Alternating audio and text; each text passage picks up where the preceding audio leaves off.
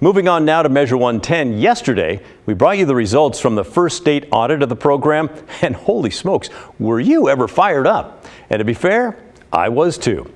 But we love reading your comments and listening to your emails and your voicemails, and we wanted to share some of them with you today. For transparency's sake, a vast majority of you agreed the audit showed Measure 110's rollout.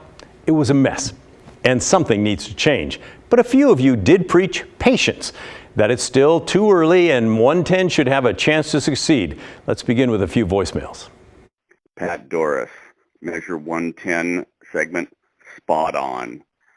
Treatment people, the community said that no one was ever going to call, that addicts often needed an intervention. It was just a joke from the beginning. Thank you for covering this. I hope that someone takes action. As usual, it doesn't sound like the state of Oregon. The right hand don't know what the left hand's doing, which is pretty normal for this state.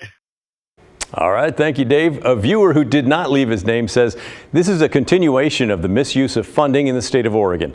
The legislature and voters love passing funding measures to tax someone or something without thinking things through to implementation. They feel good, then nothing happens.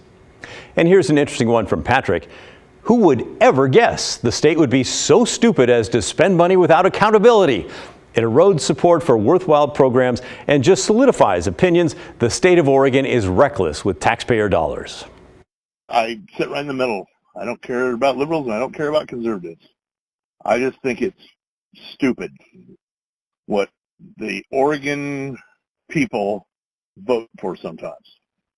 Well, and that kind of sucks when I've been an Oregonian 99% of my life, my 55 years. And guess what? When it comes down to it, it makes us look bad when all these morons get in there and in office and they're like, oh, well, let's just hide some money. We even heard from a retired doctor named Jim. He wrote, I thought Measure 110 made sense, but I have changed my mind. It makes it impossible for police to find dealers by making deals with those with drugs, so the police have moved on. The addicts themselves are arrogant about using in public and they recruit people to drugs. I've seen this latter aspect and it concerns me most. 110 was a mistake. We need programs, but we need to restore penalties. One viewer named Kate brought some perspective, some good perspective when thinking about 110's rollout. She said, new programs don't just happen. It falls on staff who already have full-time jobs. They don't get to stop what they've been doing. They can't just hire more people. Understand that doing more with less, that ran out of steam a long time ago. Give existing staff the time to get the new program set up. All right, point taken, Kate. Finally, let's highlight some thoughts from a couple of people who saw our report and said, whoa, whoa, whoa, whoa, whoa, whoa, whoa. Measure 110 needs more time. Larry said, is Measure 110 perfect? Not by a long shot. Does OHA need improvement? For sure. Let's give 110 a chance. If it doesn't work out in 25 years, well, we can always go back to what's not working now. And a viewer named Guy who lives north of the Columbia River in Washington says, you failed to mention that this program was initiated in the middle of a pandemic in which OHA was front and center in the state's response.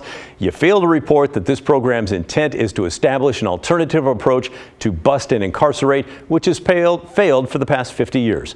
Sometimes it takes patience to realize the benefits, in particular when dealing with major issues like drug abuse, mental health, the homeless crisis. It's easy to criticize the game from the bleachers or to play Monday morning quarterback. Much tougher to be in the game. Well, I respond to as many of your emails as I can every single night, and I wrote Guy back last night. I pointed out that the purpose of the report was to focus on the findings of the audit, which is why we left out those other two issues that he highlighted.